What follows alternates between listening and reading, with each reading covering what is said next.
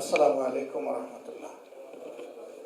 হামদান কাসীরান তাইয়িবান মুবারাকান ফীহ।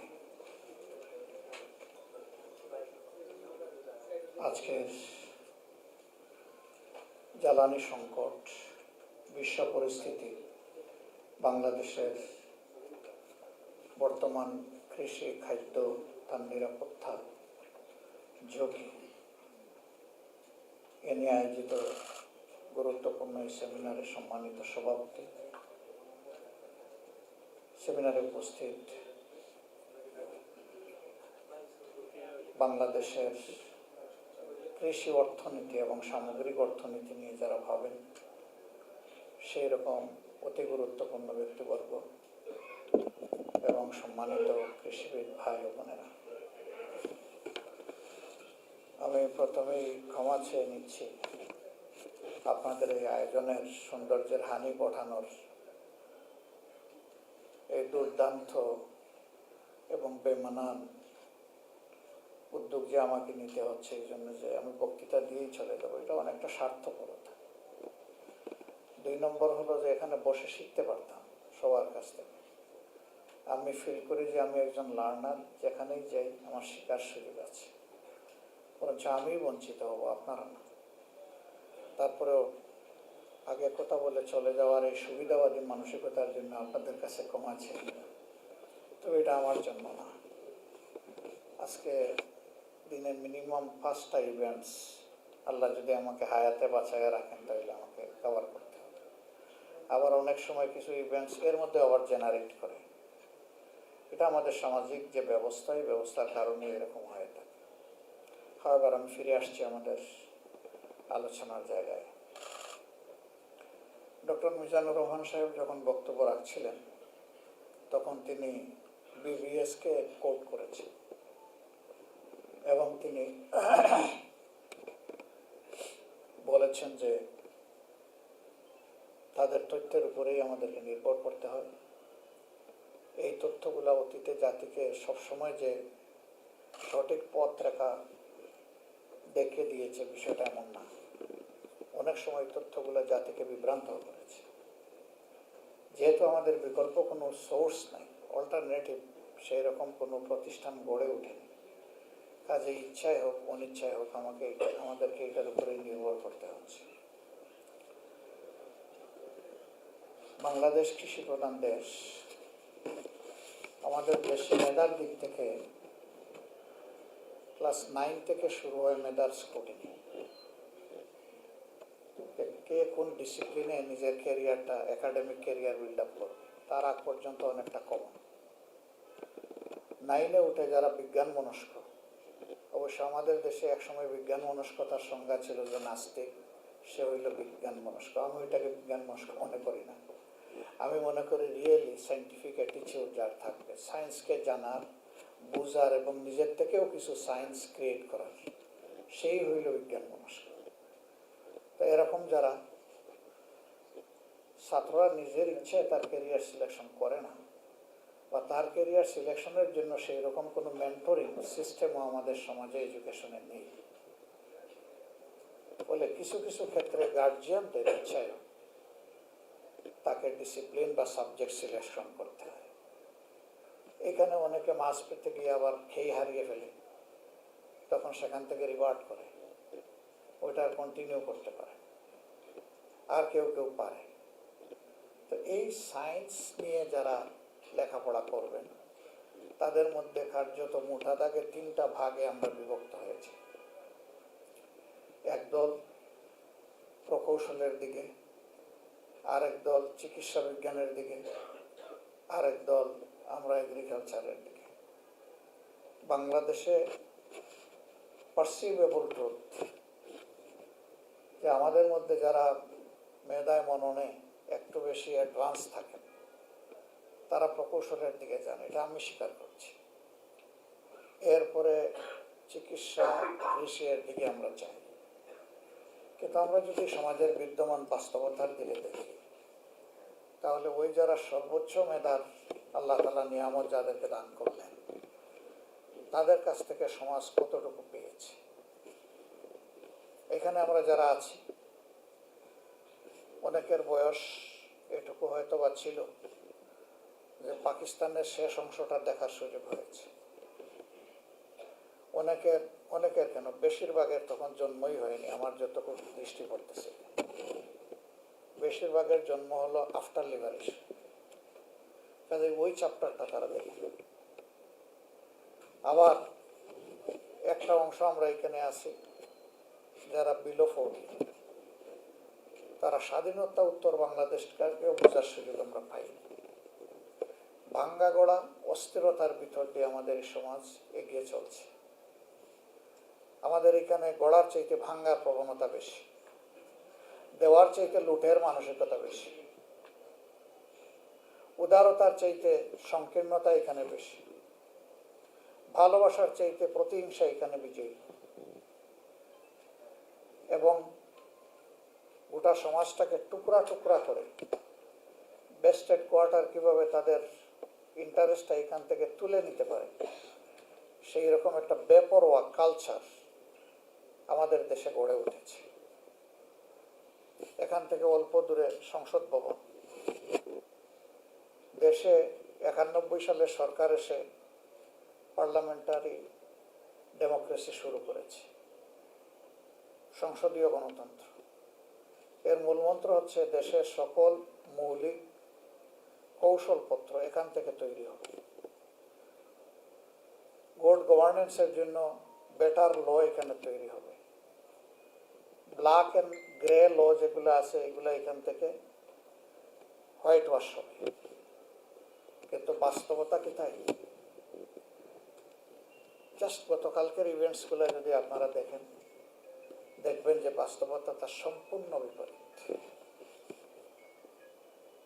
দুর্ভাগ্য, এই সংসদে দাঁড়িয়ে আমি বলেছিলাম যে আমি একজন নবীন সদস্য। এবারকার সংসদে নির্বাচিত হওয়ার আগে কোনোদিন সংসদ গ্যালারি আমি দেখার চিন্তাও করি নাই, চেষ্টাও করি। এখানে 20%-এর কাছাকাছি সদস্য আছেন যারা অতীতে সংসদ সদস্য ছিলেন, বাকিরা সকল নতুন। আমরা বলেছিলাম যে এখানে রাজনীতির সুস্থ হেলদি প্র্যাকটিস হোক, নট আনহেলদি। এখানে আমরা যে বসি, আমরা যে ঢুকি, আমরা যে বের হই, এর প্রত্যেকটার পিছনে জনগণের রেভিনিউ জড়িত, জনগণের ট্যাক্সের টাকা জড়িত। প্রত্যেকটি মিনিটের জন্য এখানে লক্ষ লক্ষ টাকা খরচ হয়, হাজার হাজার। সুতরাং জনগণের ট্যাক্সের টাকা জনস্বার্থের বাইরে গিয়ে সামান্য একটা কিছু করে এখানে নষ্ট করার অধিকার জনগণ কাউকে দেয়নি। আমরা যেন এর চর্চাটা এখানে শুরু করতে পারি, অতীতে হোক না হোক। অতীতে হয় নাই এটা কোনো এক্সাম্পল না, এখন হবে, এটাই হবে এক্সাম্পল। আমি বলবো না যে সব আশাই বিফলে যাচ্ছে, তবে এখন পর্যন্ত খুব ভালো কিছু করা সম্ভব হয়নি। যদি 1 মাস 1.5 মাসের এই শিশু, হয়তো সামনে আমরা ভালো কিছু আশা করি, আল্লাহ ভালো জানে। কিন্তু এখন পর্যন্ত ভালো কিছু এখান থেকে ডেলিভারি দেওয়া আমাদের পক্ষে সম্ভব হয়। জ্বালানি বা এনার্জি এমন একটি জিনিস যেটা সমাজকে এনার্জি যোগায়। জ্বালানি ছাড়া সমাজের কোনো চাকাই চলবে না, সব অচল। ডক্টর মিজান সাহেব বলেছেন এই জ্বালানির একটা অংশ আমরা মিডল ইস্টার্ন কান্ট্রি থেকে ইম্পোর্ট করি, সবটা না। আমাদের নিজেদের ইন্ডিজেনাস জেনারেশনও আছে, বিশেষ করে পেট্রোল এবং অক্টেনের ক্ষেত্রে এটা মোর দেন 50% কভার। আবার আমরা ব্লু ইকোনমির কথা শুনি, কিন্তু ব্লু ইকোনমিতে আমাদের কয়েকটা জাহাজ চলে আর কয়েকটা মাছ তুলে আনি, এর বাইরে কিছু না।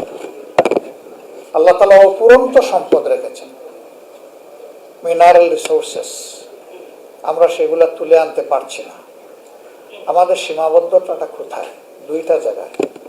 একটা হইলো স্বাধীন দেশের স্বাধীন মানসিকতা যেটা থাকা দরকার, নাগরিক এবং দেশ পরিচালনায় যারা আছেন, প্রথমে এটার অভাব। এইটার কারণে নিজেদেরকে আমরা বড় কিছু করার আগে ডাইনে কি বামে কি 10 বার দেখে তারপরে পদক্ষেপ নিতে হয়। এটা একটি স্বাধীন দেশ, স্বাধীন দেশের ডিসিশন হবে স্বাধীনভাবে, আমার ডাইনিভাবে তাকাতে হবে কেন? অথচ সবাই আমরা স্লোগান দিই my country first, Bangladesh first. এই স্লোগানের বাস্তবতা তো দেখাতে হবে। মুখের স্লোগান তো শুনতেছি 54 বছর ধরে, এখন প্র্যাকটিসে আনতে হবে। সেই প্র্যাকটিসটা শুরুই হয়। ইভেন দেশের স্থলভাগেও আল্লাহ তাআলা যে অপূর্ব সম্পদ মাটির নিচে দিয়েছেন, সেগুলো সব ক্ষেত্রে প্রপারলি তোলা হচ্ছে না। আবার এখানেও আমাদের নিজস্ব এক্সপার্টাইজকে ডেভেলপ করে আমরা যাতে আমাদের রিসোর্সগুলো নিজেরাই তুলতে পারি, আহরণ করতে পারি, তারও ব্যবস্থা করার কোনো ব্যবস্থা এখানে নাই। আমাদের বাপেক্স আছে, পড়ে আছে। তাদের এক্সপার্টাইজটা আমরা কেন, তাদের স্কিলটা কেন আমরা ডেভেলপ করছি না? আবার তাদের সাথে যখন ইন্টিমেট অ্যাটমসফিয়ারে কথা বলার সুযোগ হয়, তখন বলা হয় যে আমাদেরকে তো ফ্রোজেন করে রাখা হয়েছে, যেটুকু আমাদের স্কিল আছে এটাও তো ইউটিলাইজ করতে দেওয়া হচ্ছে না। এটা দিলে তো কাজের মধ্য দিয়ে আমাদের স্কিল বেড়ে যেত। কেন? এখানে বেস্টেড ইন্টারেস্টের প্রশ্ন। Alternate energy, save energy, green energy এখন দুনিয়ার উন্নত দেশগুলো প্র্যাকটিস করে। তারা লিকুইড এবং গ্যাসিয়াস এনার্জির যে রিসোর্স, এটা থেকে তারা বের হয়ে আসতেছে। একদিকে এনভায়রনমেন্টাল পলিউশন থেকে তারা বাঁচতেছে, আরেকদিকে পরনির্ভরশীলতার জিঞ্জির তারা ছিন্ন করে ফেলতেছে। আমাদের দেশে হচ্ছে না, কেন হবে না? ওই এখানে ঘুরে ফিরে সিন্ডিকেশন, পলিটিক্যাল সিন্ডিকেশন, যতগুলা বড় সিন্ডিকেশন দেশে হয় আমাদের দেশে, সবগুলার পিছনে রুলিং পার্টি যারা, তাদের হাত থাকে।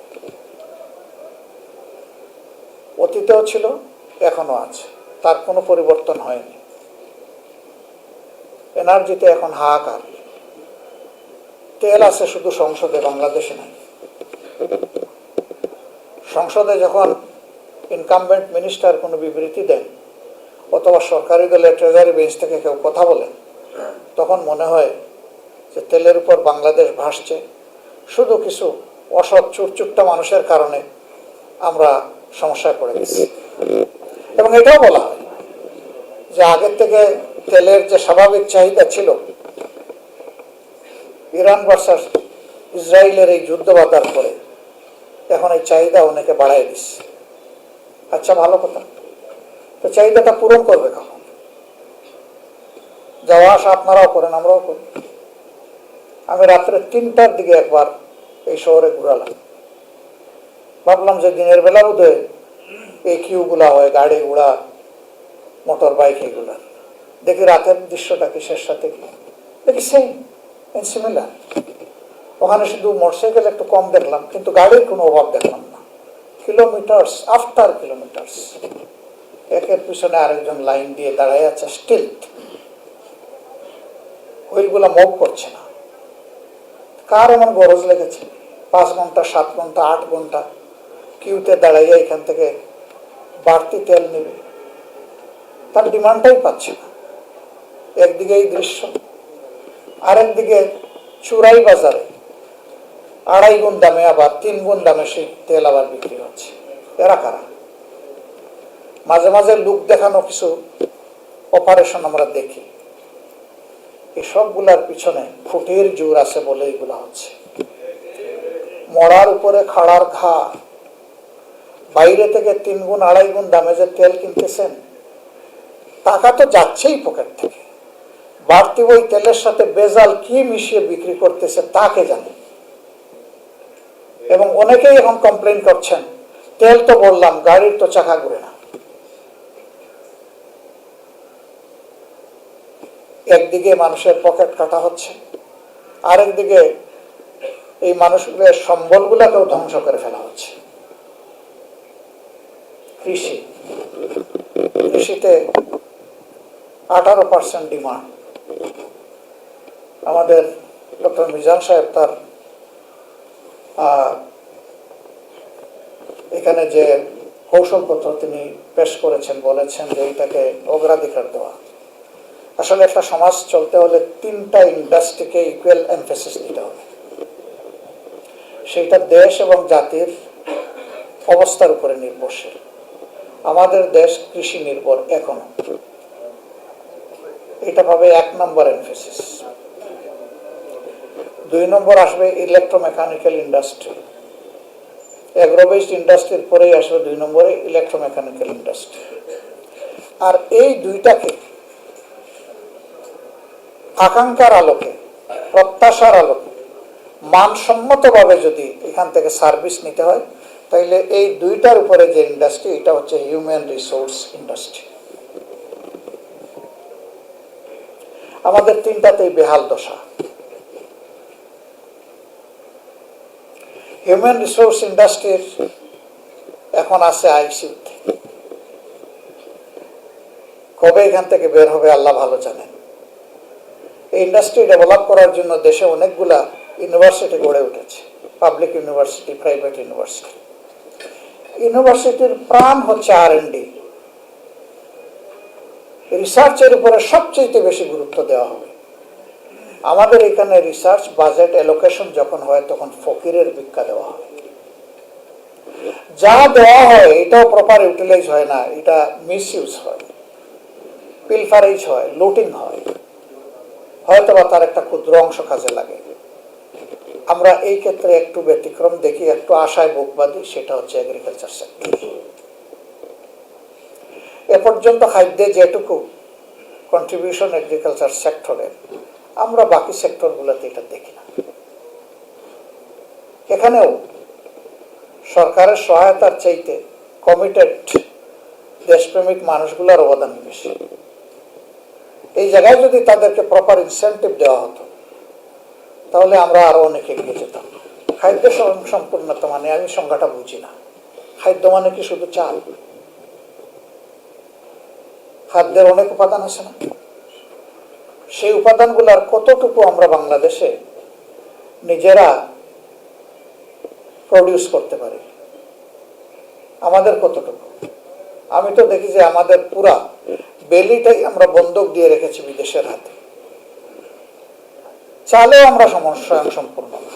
মাঝে মাঝে আমরা গাল ভরা বলি শুনি, আমার আমলে, অমুকের আমলে, তমুকের আমলে আমরা খাদ্যে স্বয়ং সম্পূর্ণ ছিলাম। এগুলা সব ফাঁকা বলি, ব্লাফ টু দ্য পিপল, মানুষকে ধোঁকা দেওয়া হয় এগুলা বলে। এই চালও আমাদেরকে লক্ষ টন বিদেশ থেকে আমদানি করতে হয়। এর সাথে ডাল আছে, পেঁয়াজ আছে, মানে যাবতীয় জিনিস আছে, সবজি আছে। খুব বেশি যদি আমরা বলি, চাল এবং সবজিতে আমাদের মোটামুটি একটা অবস্থান আছে। বাকিটার অবস্থা কি? পুরা গরম মশলার বাজার আমাদের বন্ধ, আমাদের কোন প্রোডাকশনই নাই। অথচ বড় গলায় বলতেছে খাদ্যে আমরা স্বয়ং সম্পূর্ণ। এটা একটা আনট্রু কমেন্ট। এখন এই খাদ্যে কৃষকরা যারা খাদ্যটা ফলাবে, আল্লাহর আসমান থেকে বৃষ্টি যদি ধরে আলহামদুলিল্লাহ, তো বৃষ্টি তো সবসময় সব দিনে ঝরে না, কিন্তু ধানের যে গাছগুলা তাদের তো পানির প্রয়োজন হয়, তো এটা সেচের মাধ্যমে পূরণ করতে হয়। সেচ পাম্প চালাতে গেলেই তো তাকে জ্বালানিতে আসতে হবে। এখন সেই জ্বালানির কেইন নিয়ে কৃষক এক পাম্প থেকে আরেক পাম্পে দৌড়াদৌড়ি করতেছে, পাচ্ছে না। এখানেও সিন্ডিকেশন। দেখতেছেন যে জ্বালানি মজুদ আছে, সাইন লাগিয়ে রাখছে, এখানে জ্বালানি নাই, তেল নাই। পরে আবার ধরা পড়ছে এখানে এই তেলটাই বাইরে বাজারে পাচার করা হচ্ছে, ওখান থেকে বিক্রি হচ্ছে। ওখানে বিক্রি করতে গিয়ে তাকে বাড়তি টাকা গুনতে হচ্ছে। আবার তার পাওয়ার টিলার নষ্ট হওয়ার সম্ভাবনা আছে, পাম্পটাও নষ্ট হয়ে যাবে যদি ভেজাল কিছু ওখানে ঢোকে। এই যদি দুষ্ট চক্র চলতেই থাকে, তাহলে বড় মৌসুমের যে খাদ্যের প্রাপ্তিটা আমাদের, যদিও এটা এখন কাটার সময় এসে গেছে, সাফারিং যা হবার হয়ে গেছে, কিন্তু এরপরে আউশেও যদি এটা কন্টিনিউ করে, ইতিমধ্যেই বিশ্ব খাদ্য সংস্থা থেকে শুরু করে জাতিসংঘ থেকে শুরু করে সবাই ওয়ার্নিং দিচ্ছে, যদি যুদ্ধ এখন থামেও তারপরেও তার প্রভাব কয়েক মাস চলবে, তাহলে সেখানে আমাদের অবস্থা কি? সেখানে আমাদের অবস্থা হচ্ছে যে আমাদের কোনো বাফার স্টক নেই। যা বলা হচ্ছে এগুলো আমরা মনে করি যে এটা সঠিক না। এটা ওই বিবিএস এর ডাটা। আমি কয়েকদিন একটা ব্যাংকের বোর্ডে বসার সুযোগ পেয়েছিলাম, 6 বছর। এই ব্যাংকের সুবাদে অন্যান্য ব্যাংকগুলোর সাথেও আমাদের যাতায়াত ছিল। অ্যানুয়াল ব্যালেন্স শিট যখন তৈরি হবে তখন তৎপরতা ব্যাংকগুলোতে বেড়ে যেত। কিভাবে ডিভিডেন্ড আছে এটা শো করা যায়, প্রফিট বাস্তবে নাই কিন্তু এখন জেনারেট করতে হবে কাগজে। এটাকে টপ ড্রেসিং বলা হয়। সেই টপ ড্রেসিং করে ডিভিডেন্ড দেওয়া হতো। কাজের গরু কেতাবে আছে, মাঠে নেই। এবং ডিভিডেন্ড ডিক্লারেশন করে বলা হতো এটা stock dividend, not cash dividend. Cash থাকলে না ক্যাশ দিবে। তো যদি লাভ হইল তাইলে ক্যাশ দিতে অসুবিধা কোথায়? আমার লাভের টাকা গেল কই? সেই লাভ তো শেয়ার হোল্ডাররা পাবে। তো ওই রকম আমাদের গুজামিল দিয়ে সবকিছুই চলছে। এর মধ্যে তো ব্যাংকিং খাত একেবারেই লুটে পুটে খেয়ে দিয়ে হজম করে শেষ করে দেওয়ার উপক্রম হয়েছে।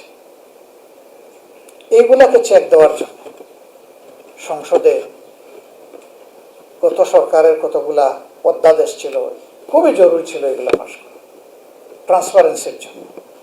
বিশেষ করে দুদক কমিশন, স্বাধীন দুদক কমিশন গঠন, যেটা কিন্তু এটাই ঠেকিয়ে দেওয়া হয়েছে। মতলব হচ্ছে দেশ চলবে আগের কায়দায়। তো রক্ত জ্বলল, জীবন গেল, পঙ্গু হলো, ক্ষতি হলো দেশে, বহু মায়ের বুক খালি হলো, বহু বোন তার স্বামী হারালো, বাচ্চারা এতিম হলো। তার জবাব কি? এই জবাব কে দিবে? রাজনীতিবিদদেরকে জবাব দিতে হবে সমাজের কাছে। সকল নীতির নিয়ন্ত্রণ হচ্ছে রাজনীতির হাতে। এই নীতি ঠিক থাকলে দেশের সব নীতি ঠিক থাকবে। এখানে শেষ তো সব জায়গায় উলটপালট। আমরা এইরকম একটা ডিজাস্টারের মধ্যে দিয়ে যাচ্ছি। কিন্তু না, এইভাবে যদি চলে তাহলে আগামী প্রজন্মের কাছে আমরা সবাই দায়ী হয়ে যাব। চুপ করে থাকার কোনো সুযোগ নেই। আমাদেরকে অবশ্যই জাগতে হবে, প্রতিবাদ করতে হবে, প্রতিরোধ গড়ে তুলতে হবে। দেশের জন্য তো অবশ্যই, আমার নিজের জন্য, আমার সন্তানের জন্য, আমার এই মাটির প্রত্যেকটি ধুলাকণার জন্য। আমরা সেই পরিবেশ যেদিন গড়তে পারবো সেই দিন আর এই ধরনের সেমিনারের প্রয়োজন পড়বে না। সমাজ চলবে একটা নীতিমালার মধ্য দিয়ে। এখন সমাজ চলছে গুজামিলের মধ্য দিয়ে। চমৎকার শুনি ইলেকশনের আগে আমরা বিল্ড আপ করবো meritocratic society, not politocratic society. But just after election আমরা বলে যাই, এটা কখন জানি কোথায় বলেছিলাম নাকি মনে পড়ে না তো। আমাদের ভাবটা হয়ে যায় এরকম, পুরো ফাংশনটা চলে যায় তখন পলিটোক্রেসির করে। আজকে এখানে দাঁড়িয়েও কৃষিবিদ ফোরামের আমাদের ভাই বলেছেন বিসিবির মতো এখানেও কু ঘটানোর চেষ্টা করা হচ্ছে। কি দরকার রে ভাই, এখানে কু করতে হবে কেন? এখানে তো সব মেরিটোরিয়াস মানুষগুলো আছেন। এখানে মেরিট দিয়ে জাতিকে কন্ট্রিবিউট করে, এখানে নেতৃত্ব জোর করে দখল করে এগুলাকে ধ্বংস করতে হবে কেন? যার সেই যোগ্যতা আছে, সে যে দলের হোক, যে ধর্মের হোক, এমনকি কোনো দলের সে না হোক, সে তো এই দেশের নাগরিক। তার মেরিটকে কনসিডারেশনে উপযুক্ত লোকটাকে উপযুক্ত জায়গায় বসাই দিই। এতে দেশেরও লাভ, সরকারের তো লাভ। একটা সরকার যদি সাকসেসফুল হতে চায় তাহলে সব জায়গায় অ্যাপ্রোপ্রিয়েট মেনিং করতে হবে। যে মানুষটাকে যেখানে খাটে তাকে ওখানেই দিতে হবে। এখানে ধর্ম, লিঙ্গ, বর্ণ, এখানে রাজনীতি দেখার কোনো সুযোগ নেই। আমরা এই ব্যাড কালচারের কবর রচনা করা দরকার। এটার কবর যেদিন রচনা হবে ইনশাআল্লাহ বাংলাদেশ স্বাধীন বাংলাদেশ হবে। এর আগে বাংলাদেশ স্বাধীনতার সুফল লাভ করতে পারবে ইম্পসিবল। এই বারবার পড়াইতে জীবন্ত মাছ, এটাকে বাঁচা করা হচ্ছে, লাফ দিবে, বাঁচার জন্য পড়ে যাবে চুলার মধ্যে। আমাদের অবস্থা তাই হচ্ছে, আমরা বাঁচার জন্য লাফ দিচ্ছি, পড়ে যাচ্ছি আমরা চুলার মধ্যে। এখান থেকে আমাদেরকে ইনশাল্লাহ বের হয়ে আসতে হবে। আমরা সরকারের কাছে আহ্বান জানাবো, সম্প্রতি অতীত থেকে আমরা আসেন সবাই শিক্ষা নিই। পাপ তো বাপকেও ছাড়ে না, ক্ষমতা মানুষকে অন্ধ করে ফেলে। তখন আর এই ট্রান্সপারেন্ট লুকিং গ্লাস অথবা স্পেকটাকল থাকে না, তখন স্টিলের গ্লাস এখানে পড়ে যায়, এই জন্য সমাজকে আর দেখে না। আসুন আমরা ট্রান্সপারেন্স গ্লাস দিয়ে সমাজটাকে দেখি, মানুষের হাহাকার বোঝার চেষ্টা করি। কৃষির যদি এই দেশে বিপর্যয় ঘটে, গোটা জাতির বিপর্যয় ঘটে। কোন বিদেশি ঋণ আর সহায়তায় জাতিকে কোমর সোজা করে দাঁড়াতে সুযোগ করে দিতে পারবে না। কৃষি বাঁচলে দেশ বাঁচবে, এটা যেন আমরা ভুলে না যাই। সমাজের যার যেখানে যতটুকু গুরুত্ব পাওয়া উচিত তাকে ততটুকুই দিতে হবে। কৃষি আমাদের প্রধান, কৃষি আমাদের দ্বিতীয়, কৃষি আমাদের তৃতীয়, এরপরে অন্যগুলা। এখানে যারা আজকে আছেন তাদের প্রতি আমার অনুরোধ, আল্লাহ তাআলার দেওয়া এই মেধা, আমরা এটা কোনো জায়গা থেকে কিনে আনি নাই, আমাদের বাপ দাদারাও কিনে আনে নাই। আল্লাহ দান করেছেন আমাদের স্কালের ভিতরে মেধা। এই মগজটা আল্লাহর দান, আল্লাহর নিয়ামত। আমাকে না দিয়ে আল্লাহ তাআলা একজন সাধারণ মানুষকে দিতে পারতেন, আপনাকে না দিয়ে অন্য কাউকে আল্লাহ এটা দিতে পারতেন। আল্লাহ তাআলা ময়দানে হাশরে সেই সমস্ত লোককেই তার ভালোবাসার চাদর দিয়ে ঢেকে দেবেন যারা তার প্রত্যেকটা নিয়ামতের শুকরিয়া আদায় করেছে। আর নিয়ামতের শুকরিয়া আদায় করার অর্থ মুখে তার প্রশংসা করা, কাজে তা বাস্তবায়ন করা। আমরা অন্তর দিয়ে প্রশংসাও করব আল্লাহ তাআলার, হামদ করব, এবং কাজের মাধ্যমেও আমার এই মেধার কাছে আমার নিজের, আমার পরিবারের, আমার জাতির যে পাওনাটুকু আছে সেটা সর্বোচ্চটা আমরা পরিশোধ করার চেষ্টা করব। যদি এইভাবে করি, হাসরের দিন দুই দলে মানুষ ভাগ হয়ে যাবে। একটা দল চমকানো চেহারা নিয়ে আল্লাহ তাআলার সামনে দাঁড়াবে, আল্লাহ তাআলা তাদের জন্য হিসাবটা খুব সহজ করে দেবেন। কারণ আল্লাহ আলিমুল গায়ব আলিমুম বিজাতিস সুদূর, আল্লাহ অদৃশ্যের খবর একমাত্র তিনিই রাখেন, আর সমস্ত সৃষ্টির অন্তরের খবরটাও শুধু তিনি রাখেন। এটা জানেন। ভালো ছাত্র আপনারা ডিল করেন, ভাইবার টেবিলে আসলে ওকে বেশি কষ্ট দেওয়া হয় না, তাকে সাধারণ কোনো প্রশ্নও করা হয় না, বরঞ্চ তাকে ভালো কিছু দিতে হলে দুই একটা ক্রিটিক্যাল কোয়েশ্চেনের আনসার তার কাছ থেকে আপনারা এক্সপেক্ট করেন।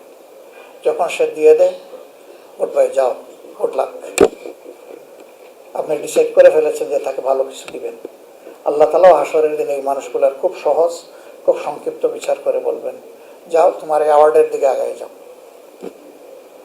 This destination for you, this is জান্নাহ। আরেকদল মানুষ এর আগে হাঁটু গেড়ে আল্লাহর সামনে বসবে, কালামে হাকিমের ভাষা, দুলামলিন চেহারা নেই। আল্লাহ তাআলা তাদের দিকে ফিরে তাকাবেন না তার রহমতের নজর। এরা নিজেকে নিজে সেদিন ধিক্কার দেবে, তাদের অপকর্মগুলা রিলে ভাসতে থাকবে, ভয়ে ঘামতে থাকবে। সেই কিয়ামতের ময়দানে কারো হাঁটুর টাকনো পর্যন্ত, কারো তার হাঁটু পর্যন্ত, কারো কোমর পর্যন্ত, কারো নাক বরাবর নিজের ঘামে সে ডুবতে থাকে। এই মানুষ আল্লাহ তাদেরকে অপদস্থ করে জাহান্নামের দিকে পাঠাবেন। আজকে এখানে আয়াত তেলাওয়াত হয়েছে, জাহান্নামের পাহারাদার খাজানায়ে জাহান্নাম জিজ্ঞেস করবেন, কিরে তোমাদের কাছে আল্লাহর কোনো সতর্ককারী যায়নি, কোনো কিতাব নাজিল হয়নি? হ্যাঁ গিয়েছিল। তোমরা কি করেছো? বলবো যে কাউকে আমরা মিথ্যুক বলেছি আর কাউকে আমরা এড়িয়ে চলেছি। তখন তাদেরকে বলা হবে, যাও ঢুকো, এখানেই থাকো চিরকাল, উঠতে থাকো, ফুটন্ত পানি জ্বলন্ত আগুন, এর ভিতরে দৌড়াদৌড়ি চলবে তাদের। আল্লাহ মহাবিপদ থেকে আমাদেরকে রক্ষা করুন। আল্লাহ সেদিন যাকে সম্মান দেবেন সে চিরস্থায়ীভাবে সম্মানিত হবে, আর আল্লাহ সেদিন যার সম্মান কেড়ে নেবেন, the day of final judgement, সেদিন সে চিরদিনের জন্য অপদস্থ হয়ে থাকবে। ইল্লা মা শা আল্লাহ, আল্লাহ যদি অন্য কিছু মনস্থ করেন যে কিছুদিন জাহান্নামে শাস্তি দেওয়ার পরে কাউকে মুক্তি দেবেন, সেটা আল্লাহর ব্যাপার, কিন্তু তাকে যেতে হবে সেই ডেস্টিনেশন। তা আমরা আল্লাহর শুকরগুজার বান্দা হই, তাহলে এই দেশটা আলহামদুলিল্লাহ ভালো দেশ হয়ে যাবে ইনশাআল্লাহ। প্রত্যেকটা মানুষ যদি আল্লাহকে ভয় করে, তার দায়িত্ব পালন করে, আল্লাহকে ভালোবেসে তার দায়িত্ব পালন করে, ভয় তামা ও খাওফুন, আশা এবং ভয়, এই দুইটার মধ্যে যদি আমাদের জীবনটা পরিচালিত হয়, আলহামদুলিল্লাহ বাংলাদেশ মুক্তি পেয়ে যাবে। আমি সরকারকে অনুরোধ করব, ডিমান্ড ম্যানেজমেন্টটাকে আপনারা স্বচ্ছ করুন, বাফার স্টক অগ্রাধিকার দিয়ে গড়ে তুলুন, মিনিমাম 60 থেকে 90 দিনের মজুদ আমাদেরকে রক্ষা করতে হবে, এবং সিন্ডিকেশন ভেঙে দিয়ে অল্টারনেট এনার্জি জেনারেশনের কাজটাকে শর্ট, মিড টার্ম এবং লং টার্ম স্ট্র্যাটেজি নিয়ে বিল্ড আপ করুন। তাহলে জাতি শ্রদ্ধার সাথে আপনাদেরকে স্মরণ করবে, আমরা সবাই সহযোগিতা করব। কিন্তু একই সিন্ডিকেশনের পথে, ধ্বংসের পথে, ফ্যাসিজমের পথে, গায়ের জোরের পথে যদি হাঁটা হয়, তাহলে আমাদের কমিটমেন্ট হচ্ছে আল্লাহর দেওয়া তামাম শক্তি দিয়ে আমরা পথে বাধা হয়ে দাঁড়াবো ইনশাআল্লাহ, এবং এই গতি ফিরিয়ে দেবো ইনশাআল্লাহ। আপনারা সবাই ভালো থাকবেন। আজকের এই আয়োজন সফল হোক, জাতির জন্য কল্যাণকর হোক, এই বার্তা যারা বুঝার তারা সঠিকভাবে বুঝুক, এই প্রত্যাশা ব্যক্ত করে আমাকে এখানে সুযোগ করে দেওয়ার জন্য আল্লাহ তাআলার শুকরিয়া এবং আপনাদের কৃতজ্ঞতা আদায় করে আবারও আমার পক্ষ থেকে ক্ষমা আছে এই আয়োজনের সৌন্দর্য হানি ঘটানোর জন্য আমি বিদায় নিচ্ছি। আল্লাহ হাফিজ। আসসালামু আলাইকুম ওয়া রাহমাতুল্লাহি ওয়া বারাকাতুহু।